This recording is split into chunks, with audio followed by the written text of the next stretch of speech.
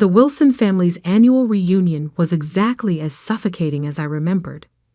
Crystal chandeliers sparkled overhead in my aunt's oversized mansion, reflecting off designer dresses and expensive watches. The air was thick with the peculiar mix of expensive perfume and superiority that seemed to follow my relatives everywhere they went. I stood in the corner, watching my cousins compete for attention with stories of their latest achievements. My simple black dress, carefully chosen to help me blend into the background, felt like armor against their judgment. "Olivia," my Aunt Patricia's voice cut through the chatter. "I almost didn't see you there. Still working as a secretary, dear." I took a small sip of champagne, hiding my smile behind the glass. "Administrative assistant, actually." "Oh," she raised a perfectly manicured eyebrow. "Still at that little consulting firm? What was it called again?" "Summit Solutions," I replied quietly. My cousin Ethan, fresh from making partner at his father's law firm, couldn't resist joining in. "Come on, Liv. I could get you a real job. Something with actual career potential." I thought about the stack of contracts waiting for my signature back at my office. My real office, not the carefully maintained cover I showed the world. "I'm happy where I am, thanks." "Happy?" Aunt Patricia's laugh could have cut glass. "Darling, you're wasting your potential. Your cousins are all executives, partners, real business people, and you're still pushing paper for someone else. If only they knew that someone else was me." The story of how I built my empire in secret started 10 years ago, in this very house. I was fresh out of business school, armed with an MBA and a revolutionary idea for restructuring failing companies. I'd spent months perfecting my pitch, convinced that my family's vast business connections would help launch my career. Instead, they laughed. "Consulting?" Uncle Robert had scoffed. "Leave that to the big firms, girl. Join the family business. Start in the mailroom. Work your way up like everyone else." Everyone else meant my male cousins, of course. The Wilson family's idea of success was strictly defined and strictly controlled. They'd built their fortune through a network of companies, each headed by a carefully chosen male heir. Women were expected to marry well or take subordinate positions, nothing more. That night, I made 2 decisions that would change everything. First, I would build my own company without their help or knowledge. Second, I would make them regret every dismissive word. Summit Solutions began in a tiny office above a Chinese restaurant. My savings covered the rent, barely. But I had something more valuable than money. I understood how companies worked, how they failed, and most importantly, how to fix them. My first client was a small manufacturing firm on the verge of bankruptcy. The owner had been turned down by every major consulting firm in the city. I spent 3 months restructuring their operations, streamlining processes, and negotiating with creditors. 6 months later, they were profitable again. Word spread quietly through business circles about the mysterious consulting firm that could save dying companies. I hired carefully, choosing people who shared my vision and my discretion. Every employee signed ironclad NDAs. My name never appeared on any public documents. I was simply the CEO. As Summit Solutions grew, I maintained my cover as a low-level employee. I kept the tiny office above the restaurant, even as we expanded into a sleek downtown headquarters. When family members asked about my job, I described mundane administrative tasks, watching their eyes glaze over with disinterest. The deception wasn't just about pride, it was strategy. The Wilson family's business empire was built on acquiring struggling companies at rock-bottom prices. My firm's specialty was saving those same companies before they became vulnerable to hostile takeovers.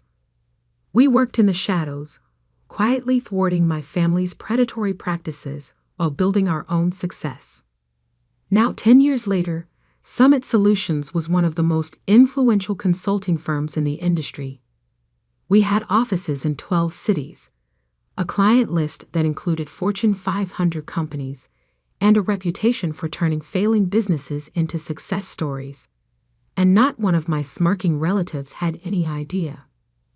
More champagne, dear. Aunt Patricia's voice yanked me back to the present. Though perhaps you should stick to water. I imagine your salary doesn't leave much room for expensive tastes. I accepted the champagne with a practiced smile. Thank you, Aunt Patricia. How's Uncle Robert's new acquisition going? Williams Manufacturing, wasn't it? Her smile faltered slightly. There have been some complications. Nothing Robert can't handle, of course. What she didn't know was that those complications were my doing. Williams Manufacturing had been a target of my uncle's hostile takeover attempt. They'd reached out to Summit Solutions 3 months ago, desperate for help. Now they were implementing our restructuring plan, their stock price was rising, and Uncle Robert's attempt to seize control was falling apart. I heard they hired some consulting firm, my cousin Ethan added. Probably throwing good money after bad. Those consultants are all the same. Big promises, no results. I hid another smile.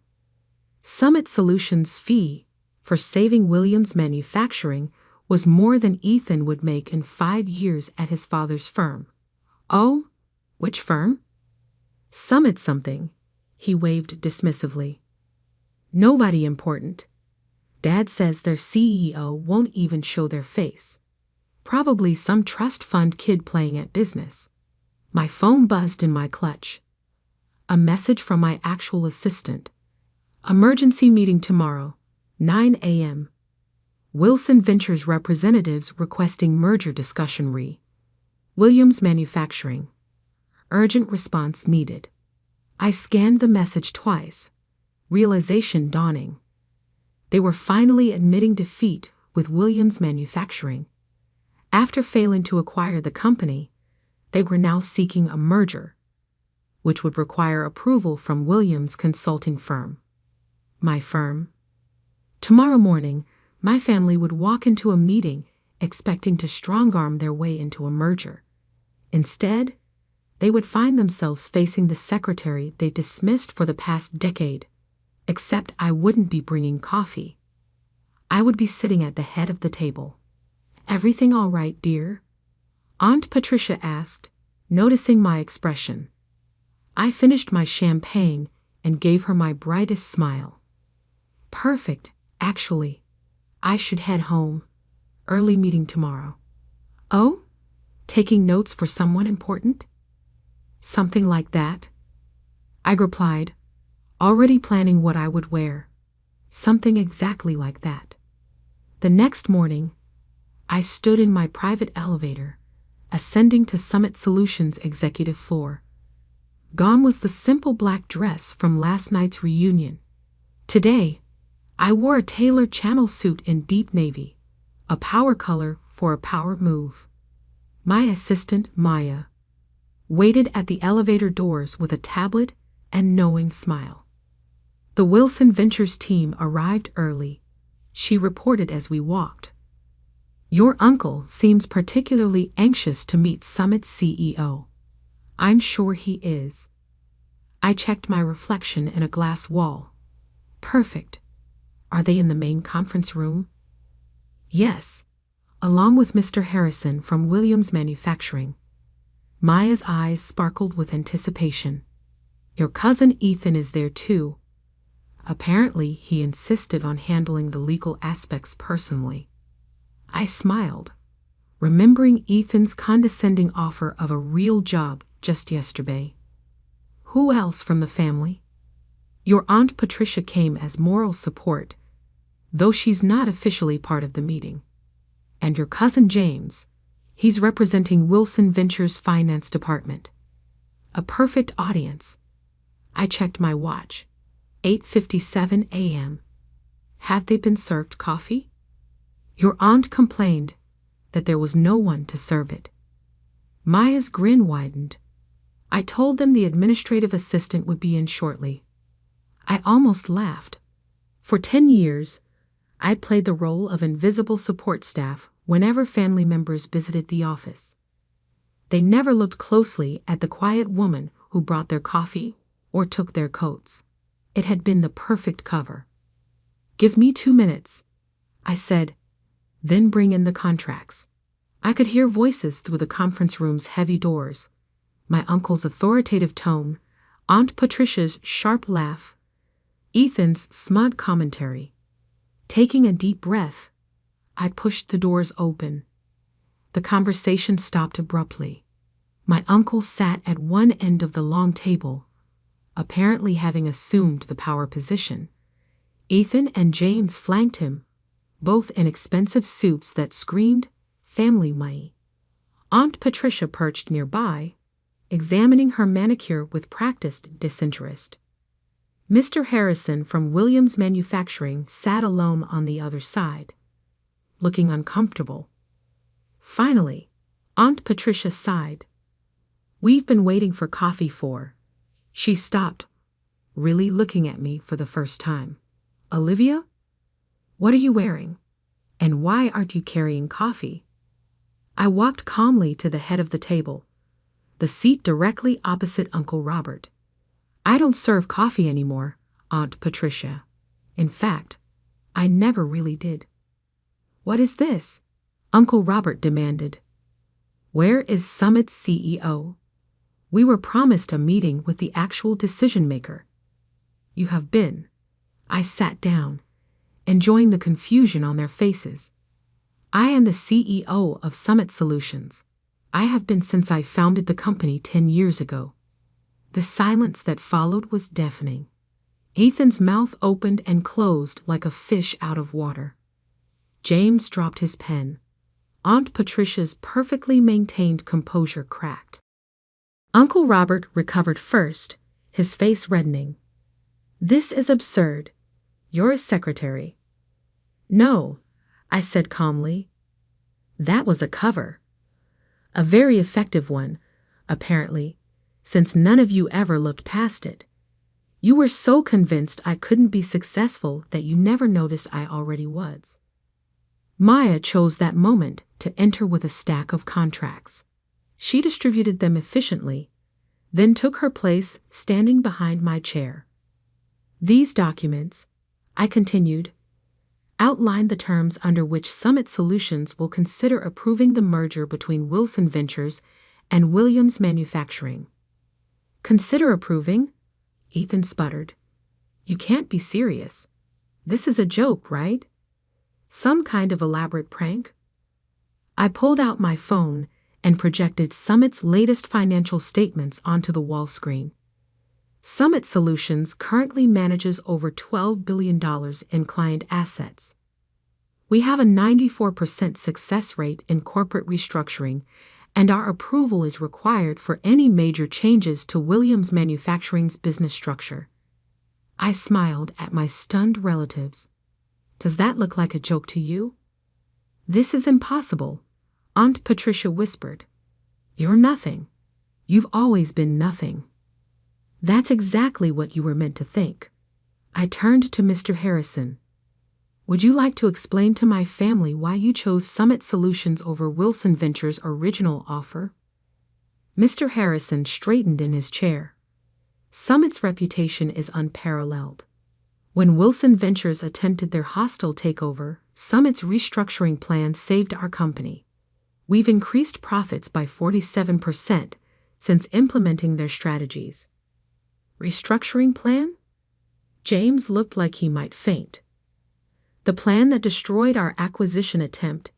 That was you, among others." I began listing cases on my fingers. Peterson Electronics, which you tried to acquire last year. Maritime Shipping, which you underbid on last quarter. The Davidson Group, which mysteriously recovered just before you could buy them out. I leaned forward. For 10 years, I've been quietly undermining every predatory acquisition attempt your company has made. Uncle Robert's face had turned an alarming shade of purple. You deliberately sabotaged family business. No, I corrected. I built my own business, one that helps companies survive instead of devouring them for parts. The fact that it interfered with your plans was just karmic bonus. This is ridiculous, Ethan declared, standing up. I'm calling our lawyers. Sit down, Ethan. My voice carried an authority that made him freeze. You really should read those contracts in front of you, the ones your firm spent months trying to secure for this meeting. I watched realization dawn on his face. That's right. Your law firm's biggest client this year. That was me too. Maya stepped forward with another document. This is a summary of Summit's current market position and liquid assets. You'll note that we're now in a position to acquire controlling interest in Wilson Ventures if we choose. The room erupted in chaos. Aunt Patricia was practically hyperventilating. James was frantically checking the numbers on his phone. Ethan had collapsed back into his chair, looking shell-shocked. This is blackmail, Uncle Robert growled. No, I said quietly. This is business. The kind you taught me, I'd never be capable of handling. I stood up, smoothing my jacket. You have until 5 p.m. today to review the merger terms. They're very generous, considering our position. If you decline, Summit Solutions will begin purchasing Wilson Ventures stock on the open market tomorrow morning. I headed for the door, then paused. Oh, and Aunt Patricia, that champagne you so graciously offered me last night. I own the vineyard that produces it. Bought it last year. The coffee you were so desperate for this morning. That chain too. I smiled sweetly. Turns out my salary does leave room for expensive tastes after all. The door closed behind me on their stunned faces. In my private office, I finally allowed myself a moment to process what had just happened. 10 years of careful deception, of playing the invisible underachiever, had led to this moment. Maya appeared with a real cup of coffee, my favorite blend from my own coffee chain. Was it worth the wait? I thought about all the times I'd served coffee in this very office, watching my family dismiss me, underestimate me, write me off as nothing more than a secretary. Every single second. My phone buzzed. Messages already pouring in from family members who must have heard about the meeting. I silenced it without looking. They'd have plenty of time to process their new reality. Right now, I had an empire to run. And for the first time in 10 years, I could finally do it without hiding who I really was. The next 48 hours were exactly what you'd expect when a family built on power and appearances suddenly discovers they're not at the top of the food chain anymore. The messages started pouring in almost immediately after the meeting. Aunt Patricia, darling, let's discuss this over lunch. You always were my favorite niece. Ethan, come on, Liv. We were just joking around. Family should stick together. James, you can't do this to us. We're blood. I ignored them all, focusing instead on the rapid-fire emails from Wilson Ventures board members. They weren't stupid. They could see which way the wind was blowing. By noon, they had scheduled an emergency board meeting. By 3, they had voted to accept Summit's merger terms. Uncle Robert, predictably, didn't go quietly. You've betrayed this family. His voice echoed through my office as he barged in unannounced. Maya moved to intervene, but I waved her off. Let him have his moment. Actually, I said, not looking up from my computer, I'd say I learned from this family. Isn't this exactly what you taught us? Seize power, eliminate competition, Never show weakness. We gave you everything. That made me laugh. You gave me nothing. Less than nothing. You taught me that I would never be good enough. That my only value was in supporting the men in the family. So I'd built something better. By deceiving everyone for a decade, I finally looked up at him. By letting you deceive yourselves, you saw exactly what you expected to see. A quiet, unambitious woman who knew her place. That was your mistake, not mine. The fight seemed to drain out of him suddenly. He sank into one of my visitor chairs, looking older than I had ever seen him. Why reveal yourself now? You could have continued operating in secret. Because it was time. I closed my laptop. Williams Manufacturing isn't the only company you're trying to acquire. There's Thompson Electronics, Maritime Solutions, at least 3 others. Companies with good people, solid products, that just need help restructuring. I'm tired of watching you destroy them. It's business, he protested weakly. No, it's greed, and it stops now. I handed him a folder. These are the final merger terms. Summit Solutions will acquire a controlling interest in Wilson Ventures. We'll restructure the company to focus on building businesses up, not tearing them down. You can stay on as a consultant if you accept the new direction.